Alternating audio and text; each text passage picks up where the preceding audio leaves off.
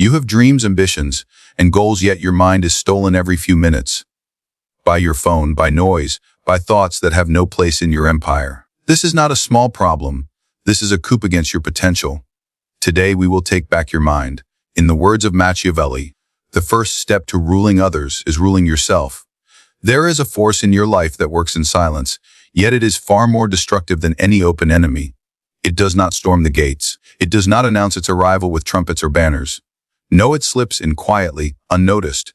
And by the time you realize its presence, it has already conquered you. This enemy is distraction. Machiavelli understood that the most dangerous threats are not the ones you can see on the battlefield, but the ones that rot the fortress from within. A prince may prepare his soldiers for war, may fortify his walls, may sharpen his sword, but if his advisors whisper poison into his ear, if his attention is divided in the council chamber, he is already defeated before the battle begins. So it is with your life.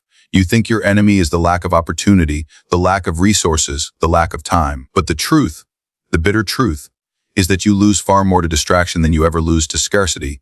Distraction is cunning. It wears many disguises. Sometimes it comes dressed as entertainment, sometimes as urgent work that is not truly important, sometimes as an endless scroll of other people's lives, other people's thoughts, other people's noise. And like any skilled infiltrator, it does not seek to kill you outright.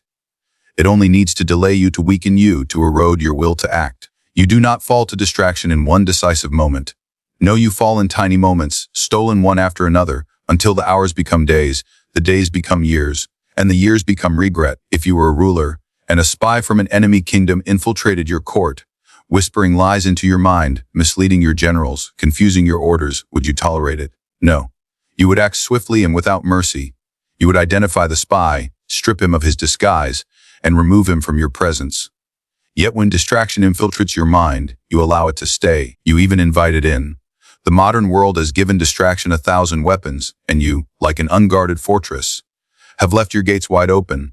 Every notification, every meaningless headline, every flashing image on a screen is a siege weapon pounding against your mental defenses.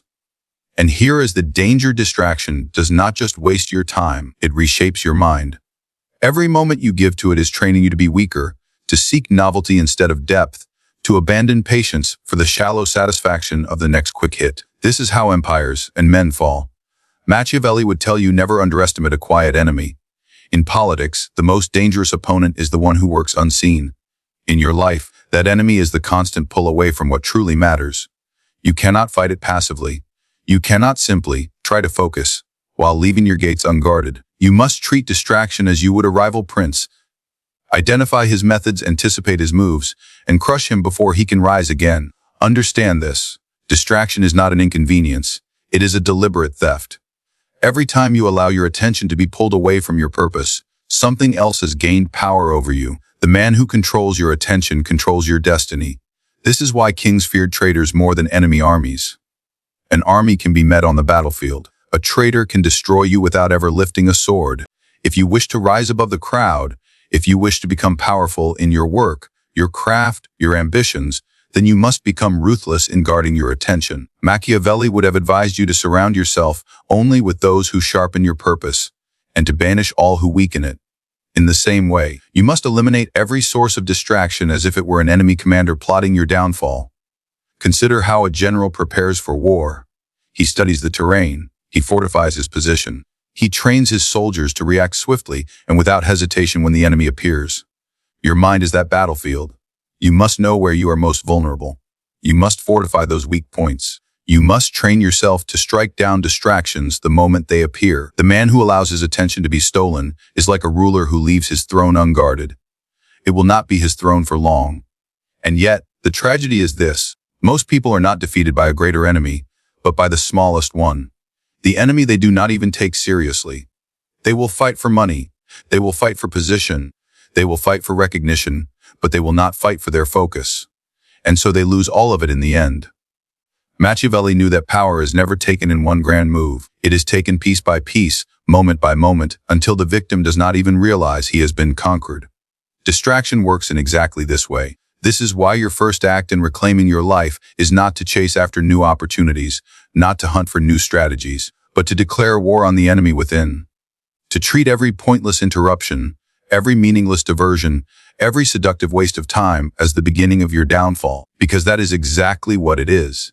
In the courts of Florence, Machiavelli advised princes that the strength of their armies, the wealth of their coffers, and the loyalty of their subjects all rested on a single foundation: the clarity and discipline of the ruler's own mind. For what use is an army commanded by a leader who cannot think without distraction? What use is a kingdom in the hands of a man who cannot govern himself? In the game of power, the mind is not just a tool, it is the throne, and whoever sits upon it commands the world that follows. Every man rules something, even if it is only his own life. And yet, most surrender that rule without a fight. They do not hand over their kingdoms to a worthy conqueror in an honorable battle. They hand it over to every fleeting thought, every passing emotion, every trivial disturbance that knocks at the gates of their attention. Imagine a prince who holds the power to control a great city, yet allows a fool from the marketplace to wander into his palace, shouting nonsense in his ear. You would call him unfit to rule. And yet, how different is the modern man who allows his mind to be swayed by every notification, every comment, every uninvited thought? Machiavelli would tell you that control begins with perception. The ruler who sees clearly, who reads the intentions of allies and enemies alike, who discerns truth from deception, he is already halfway to victory. But the man whose mind is clouded, whose thoughts are scattered, will misread friend and foe, will act too soon or too late, and will find his plans crumbling before they have even begun. In politics, a single misjudgment can topple a regime. In your own life, a single lapse of focus can cost you years. Control of the mind is not a soft virtue. It is not about calmness or peace. In the gentle sense, the weak desire. It is about command. When a ruler speaks, his subjects act. In the same way, when your conscious will gives an order, your mind must obey. But for most people, the chain of command is broken. Their will says work, and yet their mind drifts to pleasure. Their will says hold your tongue, and yet their mouth betrays them. Their will says wait, and yet impatience takes control. A man who cannot command himself has no right to command others. If you think focus is merely a productivity trick, you have misunderstood its nature entirely. Focus is political power. The one who can hold his attention steady on a single objective while others are pulled away by 100 distractions will always gain the advantage. In war, it is the army that keeps formation, even under attack, that wins the day. In life, it is the man who keeps his mental formation under siege that claims the prize. Consider the great statesmen, the generals, the masters of their craft. They are not immune to chaos. They simply do not yield to it. The world may shift around them, but their mind remains fixed like an anchor buried deep in the ocean floor. This is no accident. It is the result of training the mind to serve, not to rebel. A wise ruler does not tolerate disloyal ministers. A wise man does not tolerate thoughts that undermine his purpose. To control the mind is also to control time. For when you hold your attention, you can compress years of progress into months. You can achieve in a single focused hour what the unfocused take days to complete. Machiavelli knew that time was the currency of all power. And he would warn you that every moment lost to aimlessness is a tribute paid to those who will surpass you. The prince who wastes his mornings in idleness will spend his nights defending what he has already lost. The man who wastes his focus will find himself defending a life he never intended to live. And understand this, when you control your mind, you also control perception. You will appear unshaken when others panic. You will speak with precision when others ramble. You will act with intention when others stumble into opportunity by chance. In politics, this is the difference between a ruler and a pawn. In your own ambitions, it is the difference between mastery and mediocrity. Machiavelli would not have told you to merely be mindful. He would have told you to seize your mind as a fortress, to drive out the rebels of doubt, distraction, and weakness, and to station guards at the gates of your attention. He would have told you to wield your focus as a weapon, sharp and unyielding, until every thought within you bends to your will. For the man who commands his mind commands his fate, and the man who commands his fate commands everything else. The mistake of the common man is always the same. He seeks to build without first clearing the ground. He adds more to his life, more tools, more books, more advice, more habits, without removing the rot that lies beneath. In doing so, he believes he is becoming stronger, but in truth, he is building his fortress upon a swamp. No amount of stone, no thickness of wall, will hold if the foundation is weak. Machiavelli would have called this the folly of the impatient prince, the ruler who recruits more soldiers while leaving traitors in his army untouched. You must understand, the first act of true power is not to add, but but to eliminate. The general does not charge into battle without first cutting off the enemy's supply lines. The ruler does not introduce new laws without first purging the court of corruption. In the same way, if you wish to strengthen your focus, your discipline, your productivity, you must first remove the forces that weaken them. What weakens you may not be obvious, because weakness rarely announces itself openly. It hides in your daily habits, in the people you spend time with, in the patterns of thought you have allowed to take root in your mind. You may think your lack of focus is because you haven't found the right method, the perfect system, or the ideal environment. But in reality, it is because you have tolerated distractions, indulgences, and excuses for too long. They are the termites in the beams of your ambition. They eat away silently until the structure collapses. Machiavelli knew that a ruler could not hope to expand his territory if his home city was plagued by disorder. And yet, most people try to do exactly that in their own lives. They set new goals while leaving the old, self-defeating patterns untouched. They take on greater responsibilities while still allowing the smallest temptations to pull them off course. This is why they fail. Not because they lack strength, but because they have never removed the weakness that bleeds them dry. To remove weakness, you must first see it for what it is. A prince does not hesitate to name his enemies. You must not hesitate to name your own. If you are constantly tired, your enemy may be poor sleep, poor diet, or poor self-control at night. If your mind wanders, your enemy may be the phone within arm's reach, the open tabs on your screen, the habit of chasing novelty instead of depth. If your will is fragile, your enemy may be the company you keep, the voices that normalize laziness, that mock discipline, that comfort you when you should be sharpening your edge. And when you identify these enemies, you must deal with them as Machiavelli would advise a ruler to deal with a threat to his throne. Decisively, without hesitation, without the illusion that they can be managed or balanced. You do not share power with those who plot against you. You do not negotiate with the forces that seek your downfall. You remove them completely. This is where most fail because removal is uncomfortable. It demands sacrifice. It demands you give up certain pleasures, certain friendships, certain comforts that have become part of your identity. But understand this. Weakness will not disappear on its own. It will not grow smaller if you ignore it. It will grow stronger in the shadows until it becomes the master, and you the servant. A wise ruler prepares his kingdom for growth by first rooting out internal decay. You must do the same with your mind and your environment. If you wish for sharper focus, you must strip away what dulls it. If you want greater energy, you must strip away what drains it. If you want unshakable discipline, you must strip away what tempts you to betray it. Only when the rod is gone can the fortress stand. Adding strength without removing weakness is like pouring water into a leaking vessel. No matter how much you add, it will never be enough because the loss is constant. But remove the leak, and even a small amount becomes powerful. This is the hidden law of mastery that few understand. Improvement is not only in addition, but in subtraction. It is not the abundance of new habits that makes a man formidable, but the absence of the forces that undo him. In politics, the most dangerous mistake is to believe that your allies will remain loyal without proof. In your own life, the most dangerous mistake is to believe that your weaknesses will remain harmless without action. A prince does not wait for rebellion to grow before crushing it. A man does not wait for distraction, laziness, or self-indulgence to destroy years of progress before acting. Those who wait are always overthrown. And so, the path to true power does not begin with the tools you add, but with the chains you remove. It is not about stacking advantage upon advantage while leaving your flaws untouched. It is about ensuring that when you finally build, there is nothing left inside you that will pull it all down. Focus is not simply a matter of personal improvement. It is not a hobby, not a self-help exercise, not a pleasant virtue to be admired.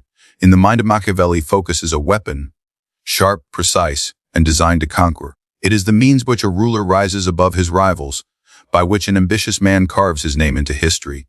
To have focus is to possess the ability to direct all of your mental, emotional, and physical energy toward a single objective while the rest of the world wastes itself in scattered effort.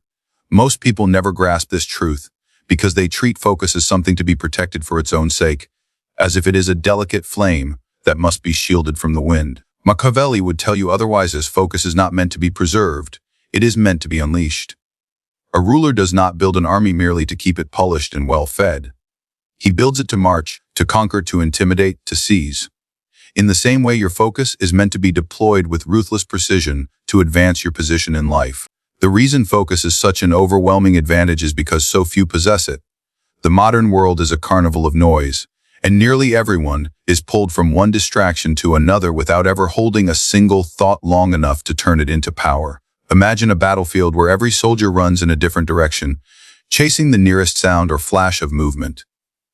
Such an army could be crushed by even the smallest organized force. This is what makes a man of focus so dangerous. While others are chasing everything, he is moving relentlessly toward one thing. A prince who understands the nature of his enemies knows that he does not need to fight them all at once. He needs only to concentrate his forces against the most critical target and break it. The same is true in your ambitions. You may have 100 ideas, 100 dreams, but power comes when you channel everything into the one that will shift the balance in your favor. Scatter your attention and you will be like a ruler who sends his army to guard every border at once. Stretch thin, vulnerable, and easy to defeat. Concentrate it, and you become an unstoppable force in a single direction. Focus, when used correctly, also shapes perception. The man who appears unmoved by chaos, who continues executing his plan while others panic, earns a reputation for strength. Rivals grow cautious around him. Allies grots of power, in the corruption is reality, and a steady mind projects authority. People will trust your judgment more when they see it is not blown by every passing wind. This trust becomes influence, and influence becomes control. Machiavelli knew that to rule was to manipulate the flow of events in your favor. Focus is the mechanism that allows you to do this because it grants you the patience to wait for the right moment and the clarity to strike without hesitation. Most people miss opportunities, not because they lack resources, but because they are too distracted to notice them or too scattered to act decisively when they appear. The man of focus is ready when others are not. He sees what others overlook. He moves when others are still debating. This is why focus is more than a personal asset. It is a tactical advantage in the competition for power. The ruthless application of focus also means refusing to divide yourself for the comfort of others. There will always be those who demand your time, your energy, your attention for their causes, their crises, their pleasures. The prince who yields his soldiers for every petty dispute between minor lords will find his army exhausted when the true war arrives.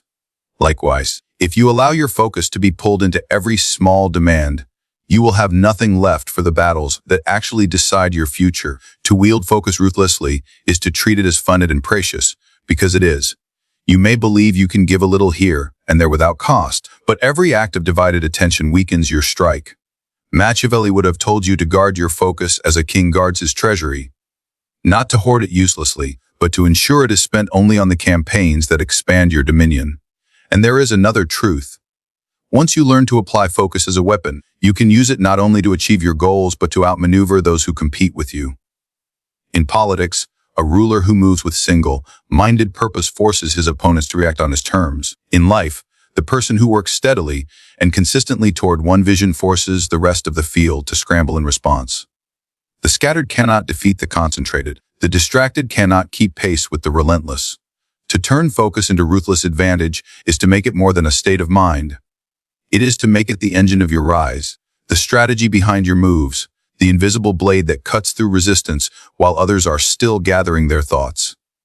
It is to recognize that while talent, luck, and resources may all play a role in success, none of them matter without the ability to direct your full power toward a single decisive end. You began this journey thinking focus was about getting more done, about feeling more productive, about sharpening the mind for its own sake. But now you see the truth. Focus is power. It is the fortress that protects your mind from the siege of distraction. It is the throne from which you command your life. It is the purge of weakness that keeps your foundation unshaken. And when wielded with precision, it is the weapon that cuts through the chaos and places you above the competition.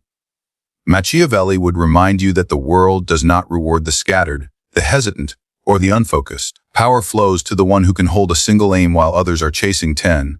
Victory belongs to the ruler who keeps his mind steady while the enemy's forces run in circles. And the crown rests on the head of the one who is prepared to guard his attention as fiercely as a kingdom guards its gates. You are not here to live as the common man lives, swayed by every noise, distracted by every light, exhausted by the weight of meaningless pursuits. You are here to master yourself, so that you may master the field upon which your life will be fought. The battle for your future will not be won by those who, the most talented, the most connected, or the most fortunate. It will be won by those who can control their mind, remove their weakness, and strike with focus so precise that the world has no choice but to yield. Now you know the strategy. The only question left is whether you will rule your mind or let your mind be ruled.